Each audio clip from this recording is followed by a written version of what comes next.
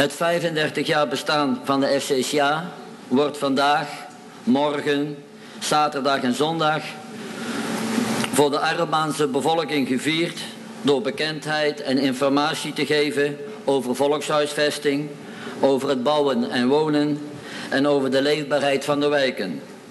Het houden van een woonbeurs is dan een goede gelegenheid om het thema Junto elevando nos calidad de vida onder uw aandacht te brengen. Wij van de FCCA zijn vandaag bijzonder blij en trots en dankbaar dat Hare Excellentie waarnemend gouverneur van Aruba de Feria de Vivienda Panos Comunidad voor ons later in de middag zal gaan openen.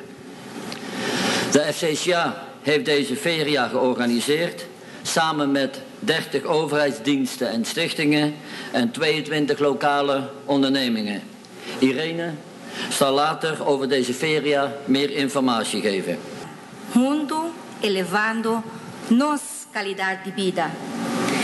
FCCA en transcurso de sus 35 años de existencia ha trabajado para que la mejoración de elevando calidad de vida de su cliente. Ya que FCCA está una fundación que trabaja según el desarrollo. Idea y proyecto nuevo no está una exclusión.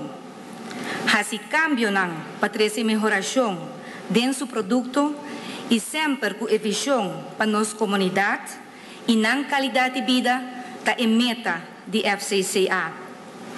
Para lograr eso aquí, tiene que ser cooperación del Departamento de Gobierno, Fundación, instancia social, grupo espiritual y comercio.